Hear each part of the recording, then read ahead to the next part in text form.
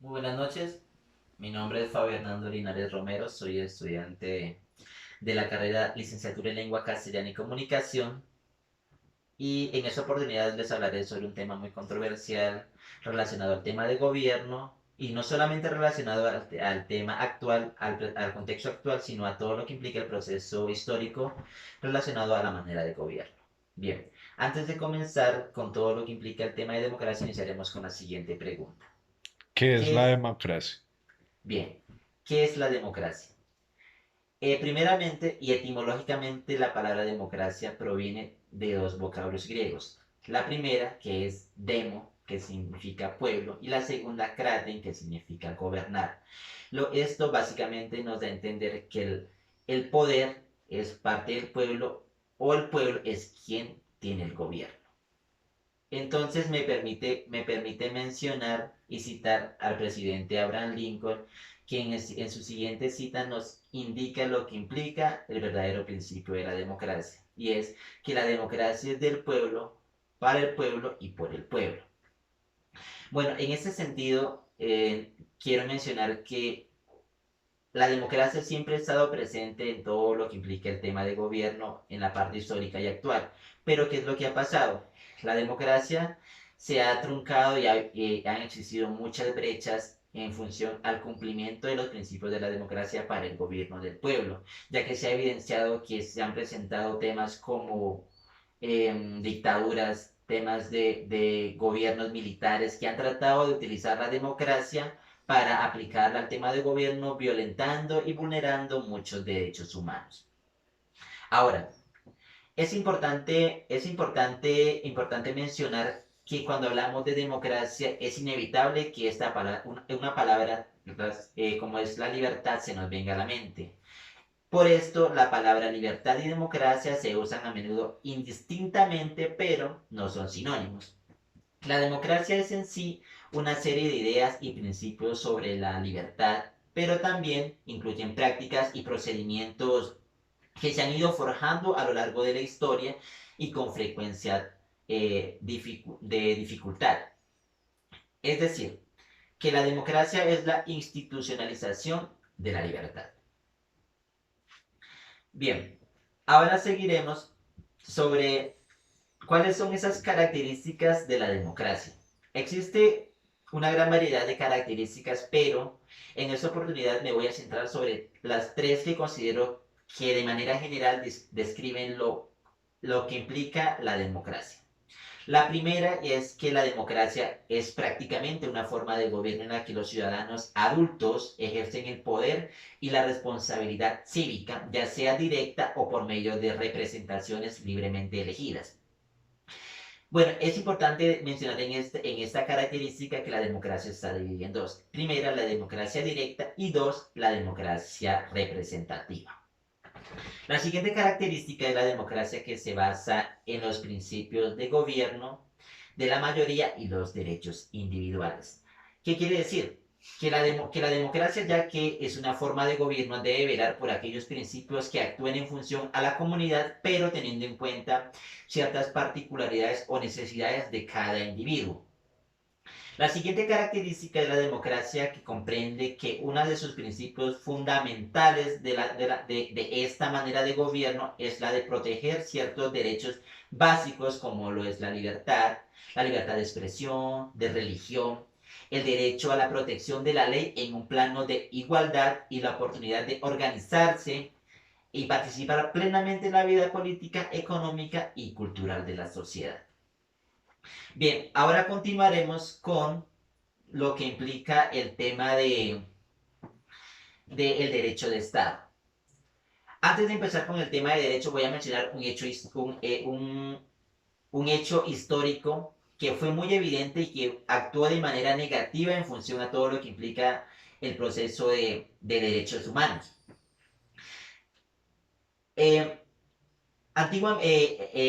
en contextos anteriores históricos, quienes creaban y quienes actuaban en función a la aplicación de la ley estaban exentos de cualquier castigo al violentar ciertas leyes, lo que implicaba que la ciudadanía o los ciudadanos quienes estaban en la obligación de cumplir estas leyes no podían vulnerarlas, sino solamente quienes las creaban o quienes las aplicaban. Es decir, que los gobernantes no estaban obligados a cumplirlas, ya que eran ellos quienes las aplicaban.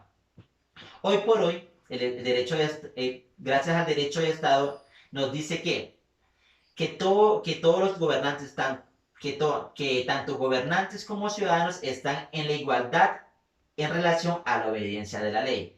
Es decir, que los gobiernos democráticos ejercen la autoridad por medio de la ley y ellos mismos están sujetos a las restricciones que éstas imponen. Bien, ahora hablaremos sobre el constitucionalismo. ¿Qué es el constitucionalismo? Es una institución vital para cualquier democracia. Es que una constitución que señale cuáles son las obligaciones y las limitaciones fundamentales para el poder del Estado. Entonces nos surge la siguiente pregunta. ¿Qué son las constituciones o qué es la constitución? La constitución es la ley suprema a la cual están sujetas tanto dirigentes como ciudadanos. Entonces, ¿qué es la constitución? Una constitución nos define o nos da los propósitos y las aspiraciones fundamentales de una sociedad para procurar el bienestar común de la población. Bueno, ahora hablaremos sobre los tres pilares de gobierno. En ese mismo orden de ideas, ya que estamos hablando de todo lo que implica qué es la Constitución, hablaremos sobre cuáles son esas bases que sustentan estas leyes. La primera es la autoridad del Ejecutivo, la dos es el ámbito legislativo y tres, el Poder Judicial Independiente.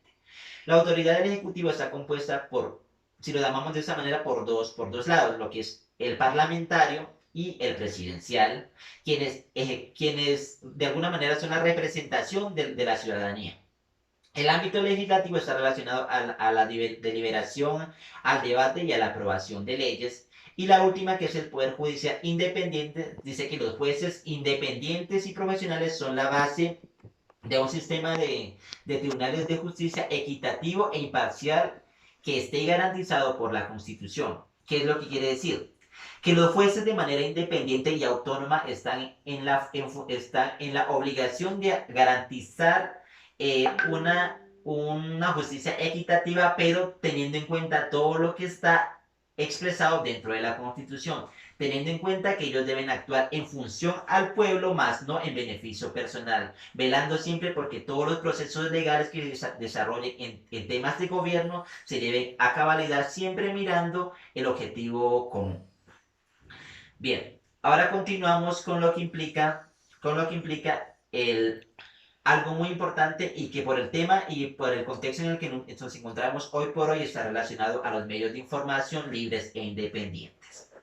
Bien, a medida en que las sociedades modernas crecen en tamaño y complejidad, la palestra de la comunicación y el debate público llega a estar dominada por algo que se llama los medios de comunicación masivos, como lo son la radio, la televisión, periódicos, revistas, libros, y ahora estamos inmersos en algo que se llama los medios relacionados a la internet y a la televisión vía satelital.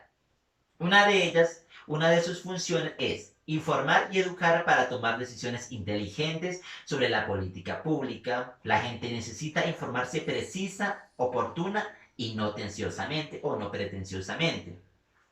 Una segunda función es que los medios de comunicación pueden insistir en recomendar, aunque ellos realmente no lo hagan de manera objetiva.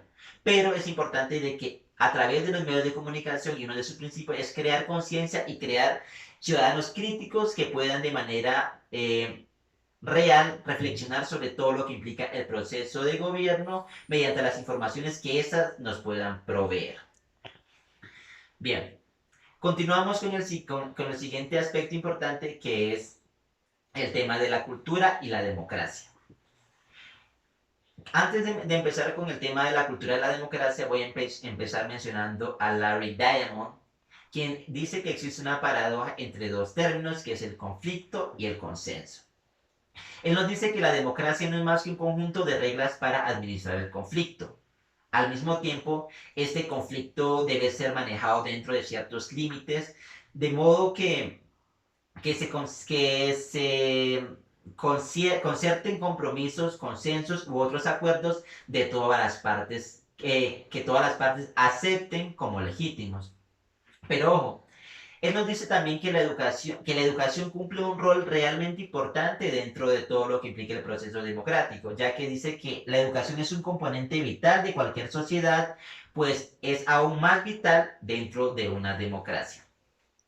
Entonces, para terminar, quiero mencionar que todo lo que implica el tema de democracia está relacionado a todo el beneficio que puede ofrecer un gobierno en miras a necesidades tanto comunitarias como individuales, y que quizás históricamente todo el tema de democracia nunca se ha llevado a cabalidad por ciertos obstáculos presentes respecto al manejo que le dan los entes o las autoridades para el cumplimiento dentro de una comunidad, pero se han vulnerado ciertos derechos humanos.